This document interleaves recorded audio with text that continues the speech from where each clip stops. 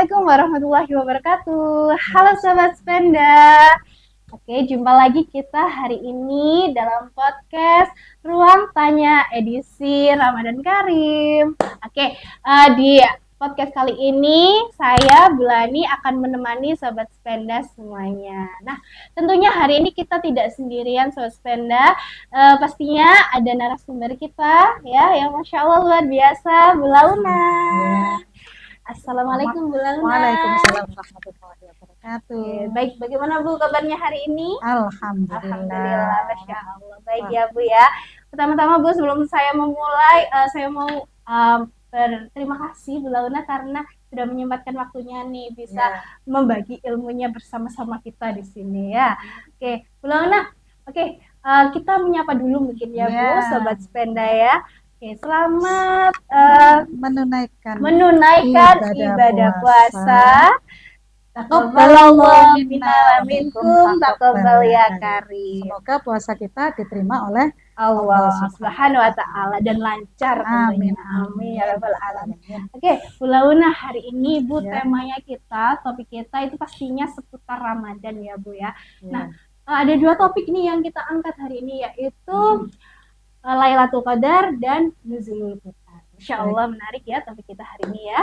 Oke, Bu, untuk pertanyaan-pertanyaannya ini sudah kita kumpulkan dari Sobat Sependa melalui Instagram Sependa Official nih. Jadi pertanyaan ini dari Sobat Sependa nih Bu semuanya. Oke. Bu Launa, langsung saja mungkin ke pertanyaan pertama ya. Silakan. Oke, apa Bu perbedaan dari malam Lailatul Qadar dan juga malam Nuzulul Quran? Terima kasih. Perbedaan dari malam Lailatul Qadar dengan malam Nuzulul Quran. Ya. Malam Nuzulul Quran dulu ya, karena malam Nuzulul Quran yang awal dulu ya. Malam Nuzulul Quran itu adalah malam turunnya Al-Quran. Jadi malam turunnya Al-Quran pada saat itu dibawa oleh malaikat Jibril, wahyu pertama yang diturunkan kepada Nabi Muhammad di Gua Hiro. Itu kita peringati sebagai malam Nuzulul Quran, tepatnya pada tanggal 17 Ramadan. Kemudian yang kedua adalah malam Lailatul Qadar ya. Itu tadi malam Nuzulul Quran. Malam Lailatul Qadar itu dari kata lailah. Lailah itu bahasa Arab ya. Bahasa Arab artinya malam, sedangkan Al-Qadar itu adalah ketetapan. Malam Lailatul Qadar itu malam di mana adanya keberkahan.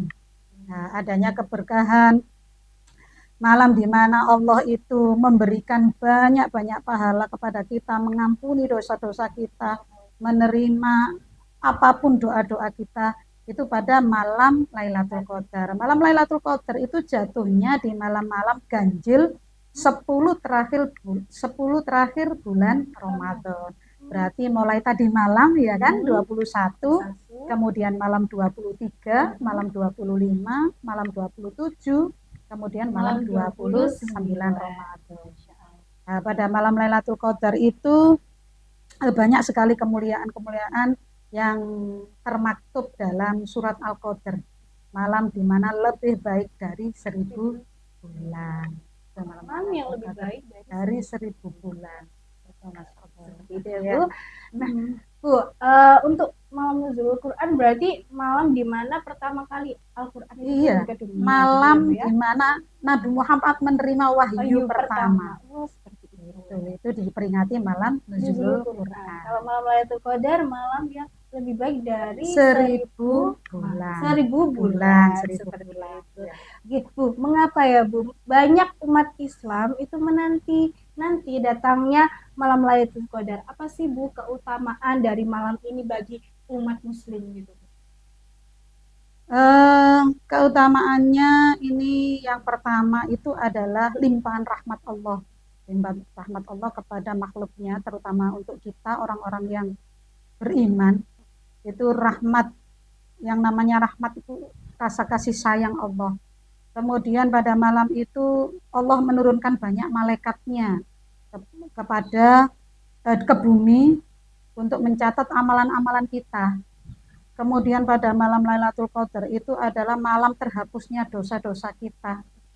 Kemudian apalagi itu malam malam di mana ibadah kita itu dihitung seperti lebih dari ibadahnya orang yang usianya atau ibadah yang lebih dari 83 tahun. Ibadah yang lebih Dari 83 tahun, bahkan itu lebih.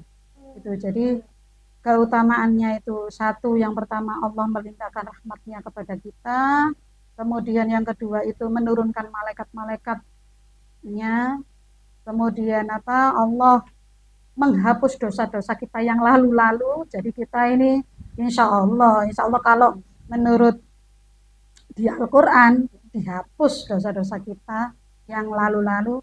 Kemudian kenikmatan yang berikutnya adalah malam Lailatul Qadar itu malam di mana ibadah kita itu setara dengan 83 tahun.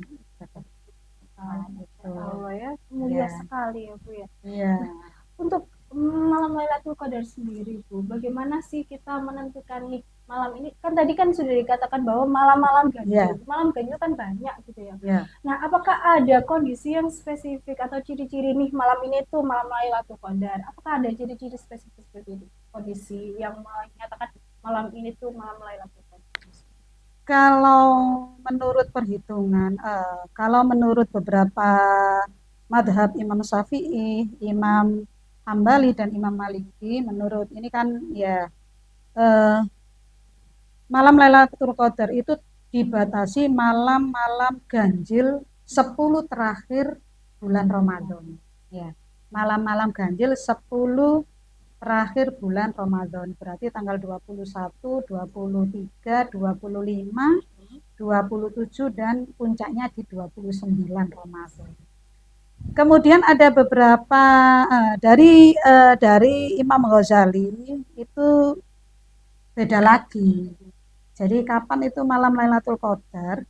Malam Lailatul Qadar menurut Imam Ghazali ini melihat jatuhnya puasa awal.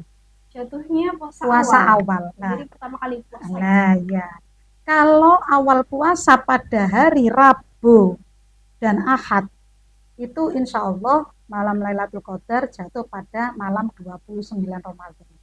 Ini menurut Imam Ghazali. Kemudian kalau hari Senin, puasa kita awal hari Senin itu jatuh pada malam 21 Ramadan. Berarti tadi malam. Kalau hari Selasa dan Jumat itu adalah tanggal atau malam 27 Ramadan. Kemudian kalau hari Kamis, puasa kita awalnya berarti jatuh pada malam 25 Ramadan, maaf ya. Kemudian kalau hari Sabtu ini jatuhnya nanti pada tanggal 23 Ramadan. Itu menurut Imam Ghazali. Tetapi Allah merahasiakan itu supaya kita terus beribadah tanpa melihat malam-malam itu. Jadi biasanya sudah akhir-akhir gini ini musola masjid agak sepi ya. Jadi padahal di malam-malam ini malam-malam mulia ya, malam-malam mulia bagi kita khususnya yang hidup di dunia. Gitu. Seperti itu ya Bu ya. Jadi ada beberapa pendapat lah. Ada beberapa pendapat, tetapi intinya malam Lailatul Qadar itu dirahasiakan. Kalau Rasulullah yaitu tadi malam-malam ganjil 10 terakhir bulan Ramadan. Nah, itu di situ turunnya malam-malam Lailatul Qadar ya 10 terakhir bulan Ramadan. Ya. Oke Bu, apakah ada Bu ciri-ciri nih seorang muslim yang mendapatkan malam Lailatul Qadar? Apakah ada ciri-cirinya nih seorang muslim? Kalau ciri-ciri yang nampak ya, ciri-ciri yang nampak itu tidak kelihatan. Misalnya sebelum Lailatul Qadar gak terlalu cantik, malam setelah Lailatul kan tidak seperti itu ya. Yang bisa menilai diri kita ini mendapat dan tidak mendapat, intinya adalah adanya perubahan dari diri kita. Perubahan dari ibadah kita, terutama dari ibadah kita yang tadinya malas-malasan menjadi lebih giat, lebih senang melakukan hal-hal yang sunnah. Misalnya sholat sunnah rawatib, kemudian sholat duha ya dan lain sebagainya. Lebih ke situ. Karena apa? Pada malam Ramadan ini kita ini tidak biasa sholat sunnah seperti sholat taraweh yang jumlahnya tidak sedikit. Tapi kita diperintahkan untuk sholat taraweh walaupun itu bukan wajib ya. Jadi kalau kita ini eh, apa ya mendapatkan malam Lailatul Qadar itu ibadah kita lebih baik, lebih lebih apa ya, lebih ditingkatkan lagi baik di Ramadan maupun setelahnya. Istiqomah. Iya, istiqomah itu. Kemudian dari tingkah laku, adab. Nah, dari tingkah laku yang tadinya banyak bicara, kemudian kita lebih takut mau ngomong, lebih baik diam gitu. Jadi perubahan pada diri kita lah, pada diri kita ini menjadi pribadi yang lebih baik. Insya Allah seperti itu. Insya Allah menurut saya, Insya Allah seperti itu. Iya, semoga kita ya Bu direzekikan Amin. dapat malam Lailatul Qadar ya Allah. Iya, soalnya kita itu, Bagus sekali. iya kita kan tidak tahu ya, tidak tahu umur. Makanya kita itu harus selalu berbuat baik, berbuat baik.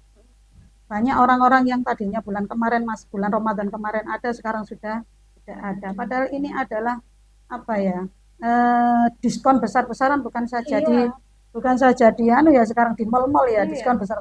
Sekarang ini diskon besar-besaran, pahalanya Gusti Allah. Jadi bagaimana cara ya? Jadi kita sendiri, kita niat seperti kita niat apa enggak gitu. Yang penting satu intinya ibadah yaitu lillahi ta'ala. Insya Allah ya. Iya. Benar sekali. Nah Bu, untuk amalan Bu yang dilakukan di malam Lailatul Qadar itu yang dianjurkan itu amalannya apa aja? Amalan yang kelihatan atau amalan yang tampak sekali adalah itikaf di masjid. Ya, itikaf. Itikaf itu berdiam diri, maknanya adalah bukan tidur di masjid ya. Jadi di masjid itu kita perbanyak membaca Al-Quran, kita perbanyak berzikir, itikaf. Kalau zaman dulu saya masih mengikuti zaman-zaman ayah kakek saya dulu itu, kalau sudah malam-malam Lailatul Qadar itu sudah jarang di rumah. Jadi beliaunya itu sudah sekitar jam 9 itu sudah berangkat ke masjid. Itu nanti sampai mau sahur.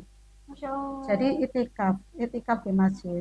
Itu salah satu amalan ya, amalan malam Lailatul Qadar. Yang kedua adalah sedekah.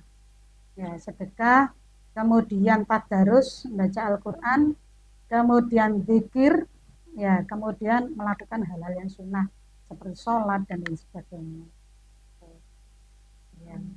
Ya. Oke. Nah, jadi beberapa amalan gitu ya, ada sedekah, kemudian ada itikaf, tadarus, ya Bu, Masya Allah. Zikir gitu ya Bu. Itu untuk beberapa anjuran yang dilakukan dalam malam Lailatul Qadar, benar ya. Bu, untuk nuzulul Quran Bu, mengapa juga banyak nih umat muslim memperingati peristiwa nuzulul Quran itu Bu? Apakah ada keutamaan juga seperti malam Lailatul Qadar gitu?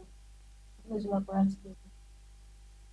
Dua malam ini, malam nuzulul Quran sama malam Lailatul Qadar memiliki makna yang berbeda tetapi memiliki keberkahan yang sama. Jadi kalau kenapa kok kita memperingati malam nuzulul Quran? Malam nuzulul Quran ini adalah malam turunnya Al-Quran. Al-Quran itu sebagai pedoman hidup kita. Jadi mengingatkan kembali bahwa tingkah laku kita, apa yang kita lakukan di dunia harus kembali kepada Al-Quran. Sehingga apa? Sehingga kita dapat meningkatkan iman dan takwa kita kepada Allah Subhanahu wa Ta'ala. Jadi intinya seperti itu. Apa saja yang kita lakukan ini jangan terlepas dari Al-Quran. Karena Al-Quran itu isinya larangan dan perintah dari Allah Subhanahu wa Ta'ala. Jadi, di nuzul Quran itu kan tadi pertama kali Al-Quran itu diturunkan. Ya. Surat yang pertama kali itu kan surat Al-Alaq ayat 1 sampai 5. Nah, di surat Al-Alaq sendiri ada kata-kata Iqra. Kata-kata ini itu istimewa. Kenapa ya kata-kata ini bisa istimewa? Iqra. Maknanya apa? Iqra itu dari bahasa Arab. Qara'a yaqra'u. Artinya membaca. Sedangkan Iqra sendiri itu adalah fi'il amr atau perintah yang artinya bacalah. Di makna ini kita diutus atau kita diperintahkan untuk selalu belajar. Intinya di situ. Seperti dawuhnya Kanjeng Nabi bahwa belajar itu dari buayan ibu sampai ke liang lahat, ya kan? Ada beberapa hadis Nabi itu bahwa kita tidak boleh putus-putus untuk belajar. Belajar itu membaca kan sudah masuk ke dalam belajar supaya kita mendapatkan pengetahuan.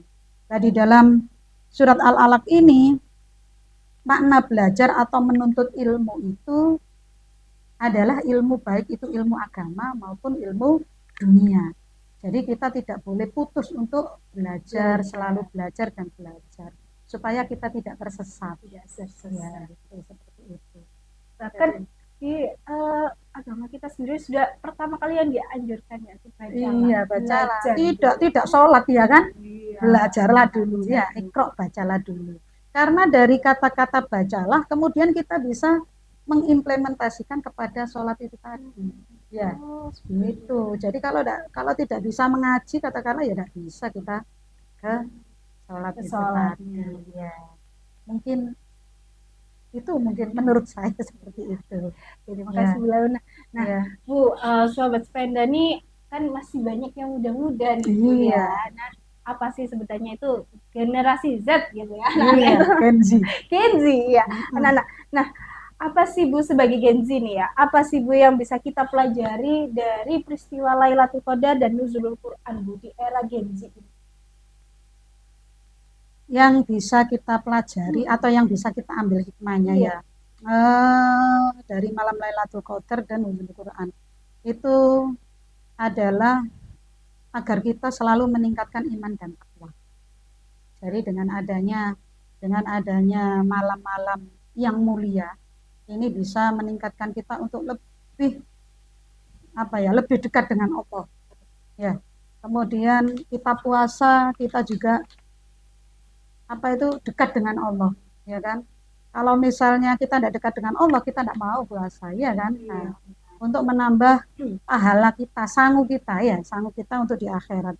Jadi meningkatkan iman dan takwa. Yang kedua adalah mendorong kita untuk selalu beramal baik, beramal soleh, ya, berbuat kebaikan. Jadi bulan-bulan Ramadan, ya, bukan hanya pada malam Lailatul Qadar ini, diharapkan kita dalam satu bulan ini kita akan didorong untuk beramal soleh, melakukan kebaikan-kebaikan. Kemudian mendorong kita untuk meningkatkan ibadah kita. Jadi meningkatkan ibadah kita yang wajib kita laksanakan, yang sunnah kita tingkatkan. Ya, yang sunnah kita tingkatkan. Jadi itu harapan kita pada anak-anak ya pada malam Lailatul Qadar dan Nuzulul Quran.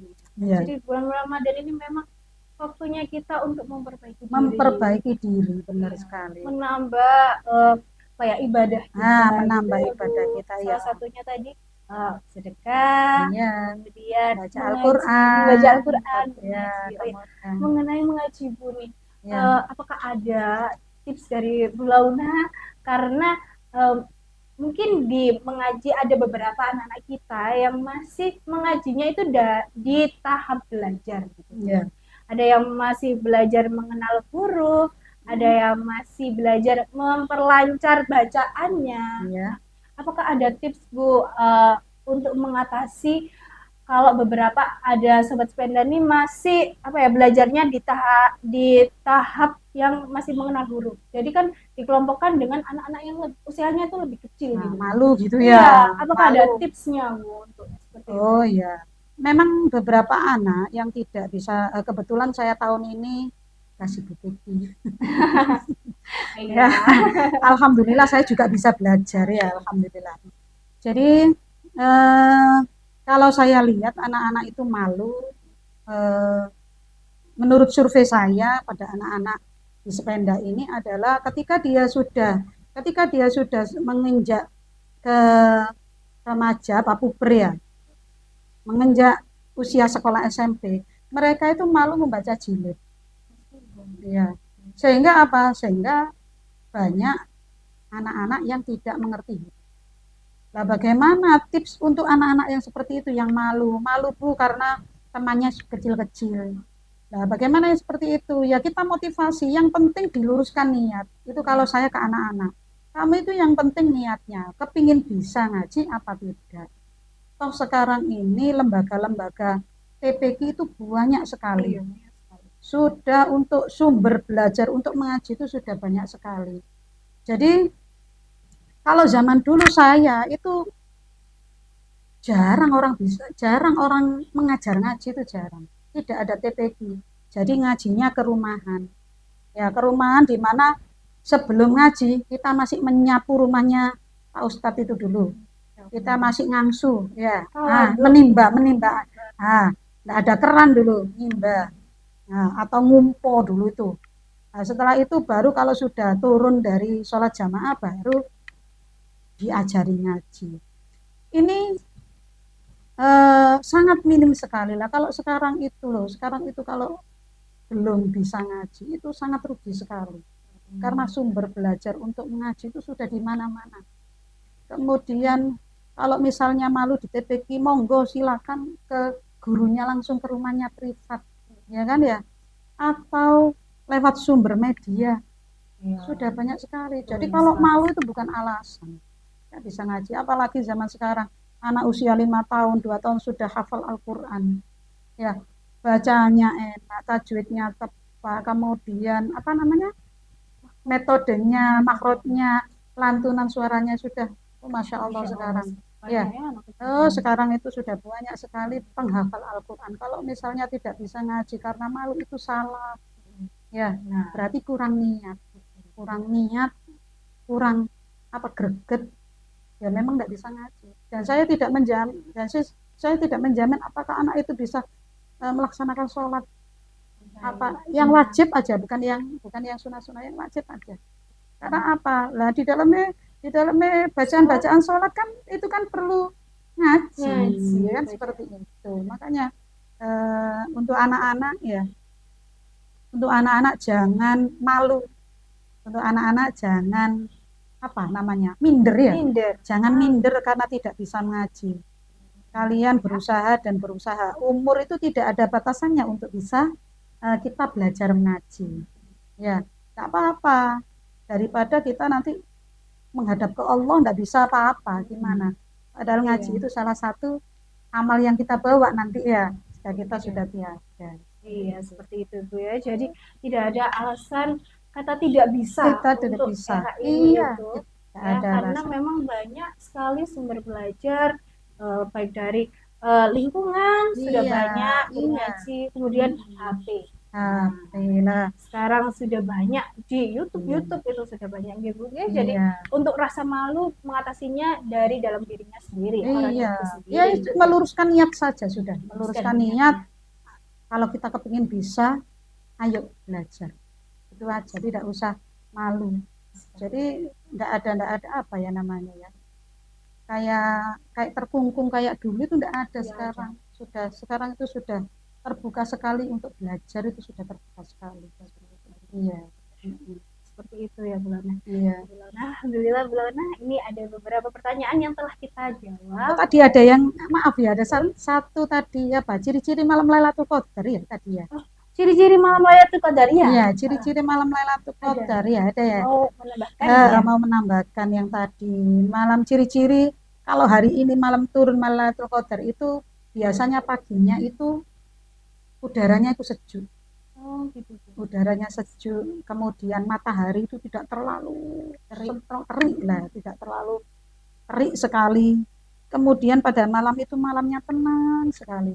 Ya, angin itu berembus itu salah satu yang ciri-ciri yang ada di kitab prediksi ya, namanya prediksi ya. Itu menurut para imam itu ya, imam-imam itu seperti itu ciri-ciri. Jadi pada malam itu malamnya tenang, sejuk, anginnya berembus dengan lembut. Kemudian pada pagi hari juga itu tidak terlalu terik. Kemudian ada lagi langit itu begitu cerah. Nah, itu tanda-tanda malam Lailatul Qadar. Tanda-tanda malamnya akan Lailatul Qadar gitu ya, Bu ya. Masya Allah. Jadi tenang. Ya, Masya Allah, alhamdulillah. Ya, semoga kita bisa menemui itu ya Bu, malam ya, Lailatul amin, Qadar dan amin, bisa amin, mendapatkan amin. malam tersebut. Oke, baik Bu Launa. Alhamdulillah untuk pertanyaan hari ini sudah terjawab. Ya, Ya. semoga bermanfaat. Amin. Ya, Insya Allah semoga bermanfaat ya bagi kita ya, semua. bagi kita semua. Oke. Masya Allah, ya mungkin itu ya teman-teman Sependa. Mohon maaf apabila ada salah kata. Mudah-mudahan apa yang kita dapatkan hari ini bermanfaat bagi semuanya. Dan apabila Sobat Sependa ada pertanyaan, silahkan boleh banget nih kalian bertanya dengan mengirim pesan ke Sependa Official di IG gitu ya. Oke. Bu Launa, saya ucapkan terima kasih sekali lagi Bu Launa atas penjelasannya, arahannya, tipsnya yang Masya Allah luar biasa. Mudah-mudahan memuaskan ya. Amin, amin. Sangat memuaskan sekali Bu Launa. Dan manfaat. Bagus. Alhamdulillah Bu Launa. Mungkin kalau ada kesalahan dari apa yang saya jawab, saya mohon maaf yang sebesar-besarnya ya. Ya kemampuannya di sini. Masya Allah. Ya Bu Launa. Baik, saya juga dari pembawa acara hari ini mohon maaf apabila ada mungkin kesalahan atau mungkin beberapa informasi ya. Saya akhiri untuk segmen hari ini, sepertinya cukup sekian ya Bu Launa. Dari saya Belani dan Bu Launa. Insya Allah jumpa lagi di lain kesempatan. Ya, terima kasih. Wassalamualaikum warahmatullahi wabarakatuh.